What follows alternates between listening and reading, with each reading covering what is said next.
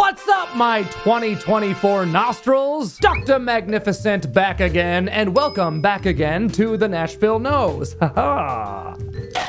It's funny, in 2022, I felt like we had so many bangin' fragrance releases. I managed to acquire exactly 10, which then led me to make my best 2022 releases video. But 2023, as far as I'm concerned, not much really grabbed my attention. Let's quickly cover some of the big hitters, starting with the ones I managed to try. Gucci Guilty Elixir is good, but didn't wow me upon first impression. Other reviewers claim it to be amazing, so maybe at some point it will speak to me. Creed's Absolute Aventus, actually a solid flanker, but the price is asinine. I was expecting something mind-blowing. They had to make some room for the explosion effect. Always thinking ahead. Like a throwback to the old formulation. Instead, to me, it just smells like, I don't know, Aventus and Sauvage Elixir had a baby. Have to admit, Ganymede Extrait by Marc-Antoine Barrois doesn't top the original in my opinion. Acqua di Gio Parfum is basically Acqua di Gio Profumo repackaged. Perhaps a tad fresher. Really good, but I don't need it. YSL Y Intense ain't bad, but when I smelled it, my first thought was, oh, they're trying to make their own Sauvage thing. Sorry if that offends anyone. It's nice, great performance, but a little too synthetic smelling for me. YSL Myself,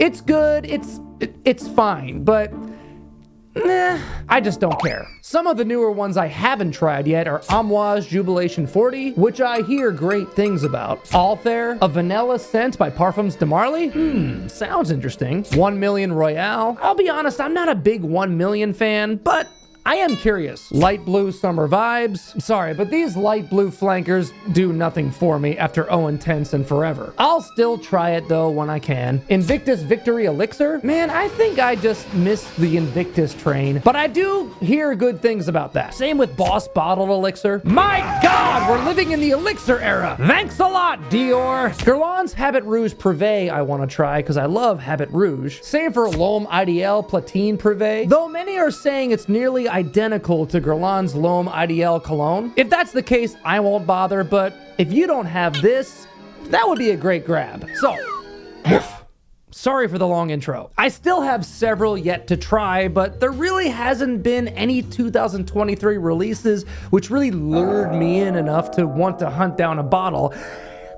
Except, cue the action movie music, Jean Paul Gaultier's Le Male Elixir. This was probably the most hyped up release of last year. Apparently it's the Le Male DNA, which I will always have a soft spot for until my dying day, but with tobacco. And when I first heard that, I was like, is some AI program fucking with me? It sounds too good to be true, but apparently it's not. But I guess we won't know until we try it. As soon as I found this one on a discounter, I ordered a bottle immediately because there was no way I wasn't gonna get it. So you're gonna get my initial reaction live on camera today. But that's not all. I also scooped Le Male Les Parfums and Le Beau Les Parfums.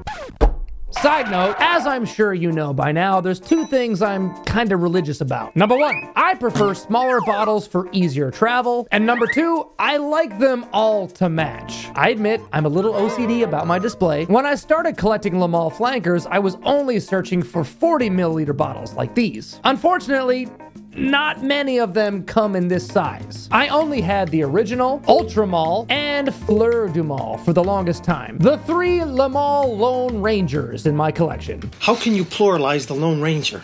What's wrong with that? The Lone Rangers! But when I found out about the new Elixir, I knew it would be irrefusable. So after I ordered this beauty, I've recollected my original trio in 75 mils. So we're also gonna do a full buying guide. And I'm gonna attempt to rank them from least to most favorite. Do I give you your subscription's worth or what? Speaking of which, if you haven't yet, subscribe. You can't say I don't deliver. Okay, let's rip them open and compare presentations. First up, the one that started it all, the Originator. And it's got a nice little handy dandy pull tab, so I don't really need the knife today. Ah, look at that. It's printed on the plastic. So that way you know what you're getting, but you're left with a nice sleek can. Points for uniqueness on the aluminum can containers. Also love how the bottom of the cans are little pedestals, so you could keep it in that on your display. Obviously, I don't have room for it, so off you go. And there it is, the original Le Male in the turquoise, aquamarine colored frosty bottle. Also, none of them come with caps, so you get the little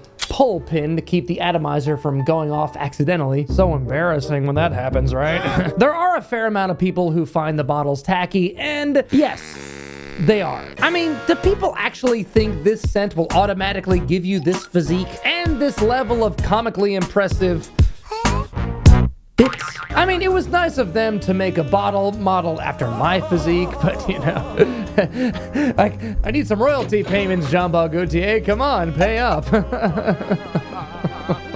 Well, I suppose enough people did, because it was a massive success when it came out in 1995 and is still a big seller. Well, props for marketing, I guess. Love it or hate it, it's still an iconic bottle design and easily recognizable to even the most oblivious to the fragrance world. Next up, Outr-eau with the little pull tab. So handy. And just like the Le Male can, once you take the plastic off, you're left with just a nice sleek can, and this one is all black with the Outr-eau logo right there in the middle in red. And I'm assuming that it opens the same way. Yep.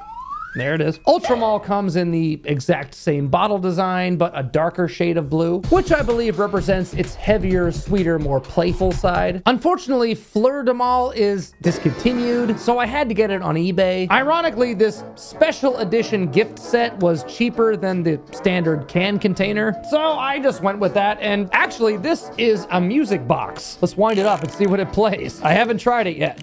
Nothing's playing. Well, let's open it up and see if I can get this to play. Maybe it's the plastic. All right, here we go. Get rid of that. Oh, now it's playing. Oh, there it goes. Can you hear it?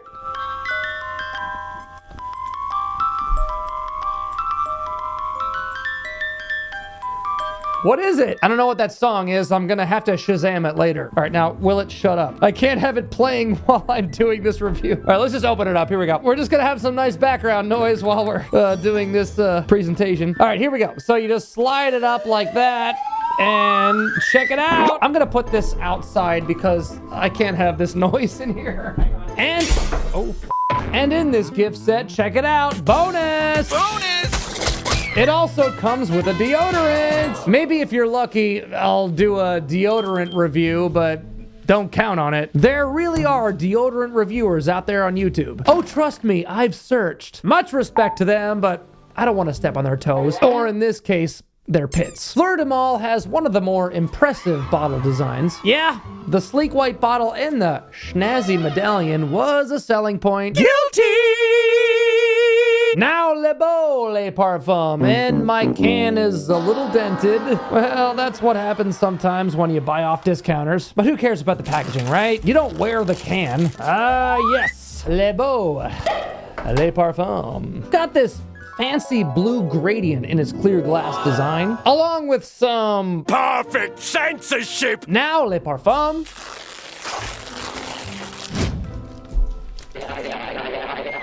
Showered in plastic. Love the black bottle with the gold accent. Same with the can. I'm hoping that speaks to the scent as a darker take on the DNA. And now the brand new Elixir.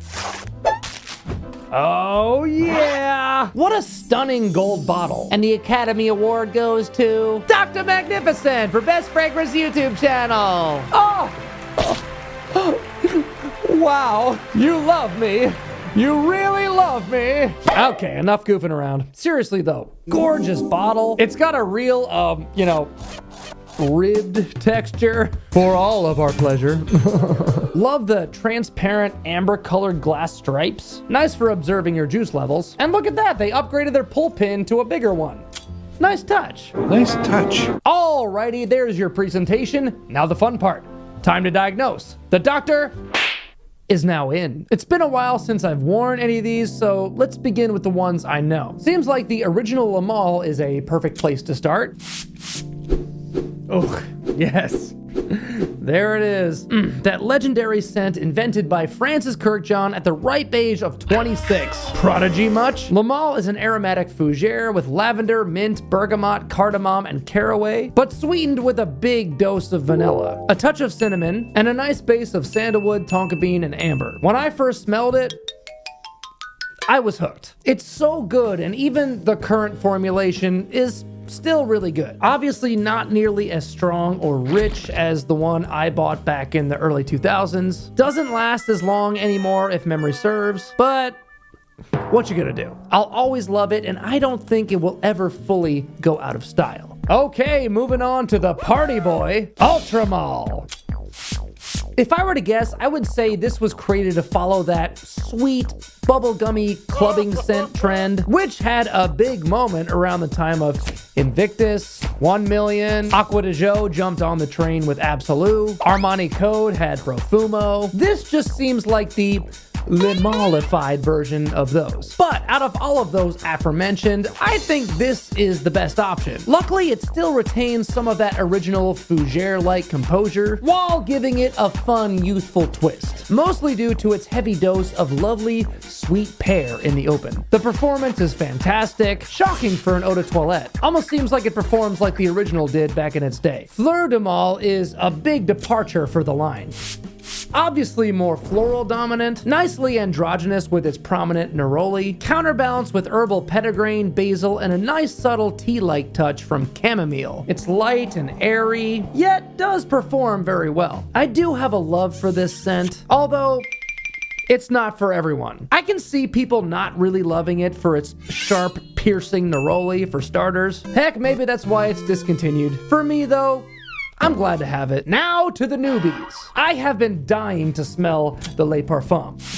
Oh yeah! Oh yeah! Iris. I've heard everyone talk about this release representing the iris trend, which is still very trendy today. This smells like their take on a Dior Homme, Prada L'Homme, Givenchy Gentleman, but man, I am not complaining. It also has a sexy cardamom, which I can detect, among other spicy undertones. This is a brilliant blend so far. I dig a lot. Next up, Le Beau Le Parfum. Oh yeah, and I didn't even bother with the Le Beau Eau de Toilette. The Le Beau flankers are apparently meant to be a summery tropical take.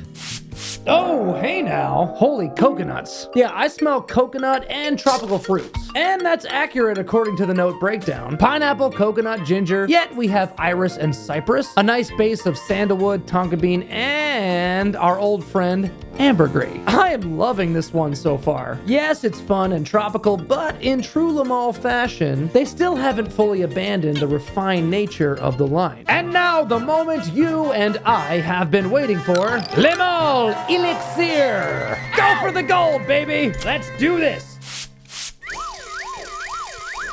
Oh my God! Oh my God! What did I just smell? Okay, hold the phone. What? This thing has been voted best release of 2023 by several other reviewers, and I think they are right! I can smell the tobacco, I can smell the honey. We got the lavender, mint, vanilla, tonka bean, and some benzoin in the base. In fact, out of all the other ones I've tried today, I think this is the one which holds the most true to the OG. Oh my gosh, wow. Wow. The only thing that could knock this one down a few pegs would be if it lost this initial robustness and dried down to a typical sweet designer. I feel confident in its performance, but we have to put them all through the test and see how they develop. So let's do that now. I'll step away, I'll come back, like we do. Then we'll attempt to rank them and award our winner. Let's go!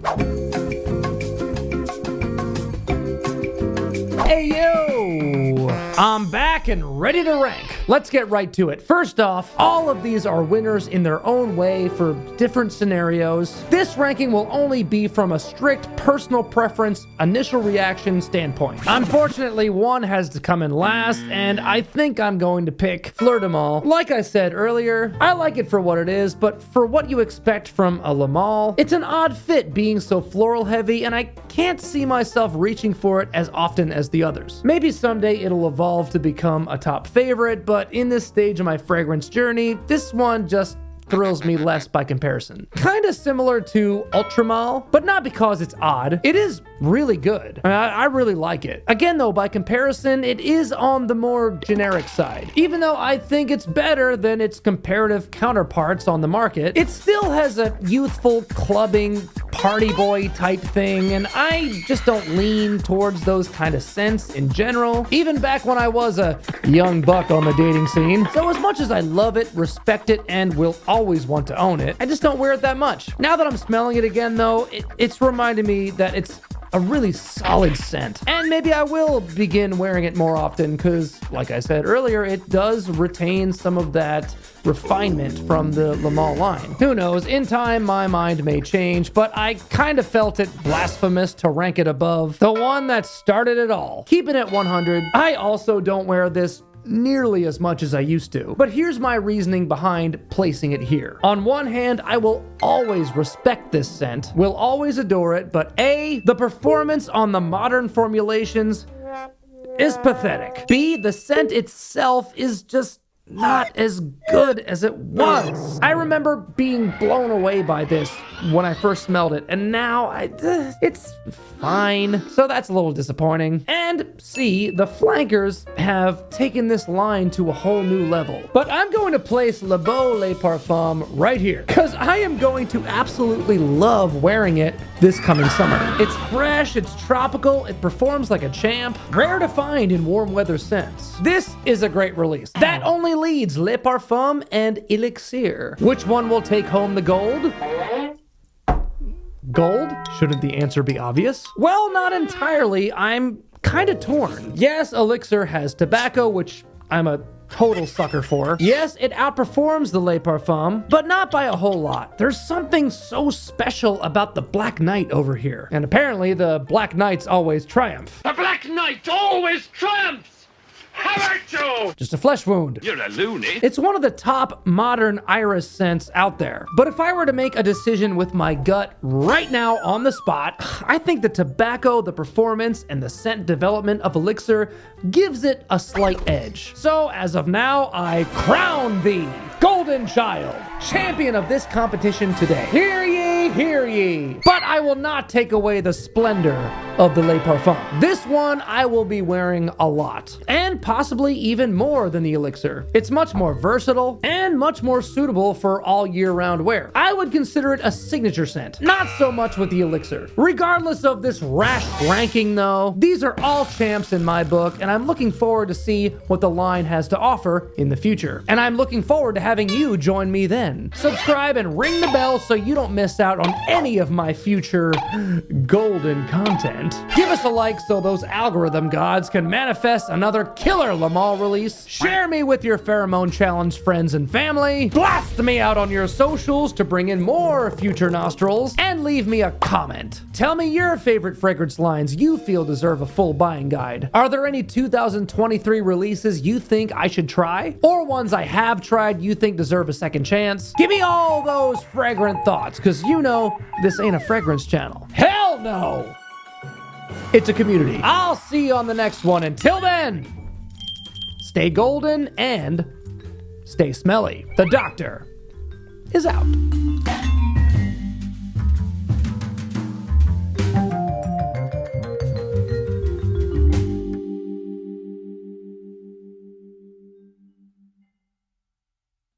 Oh, had enough, eh?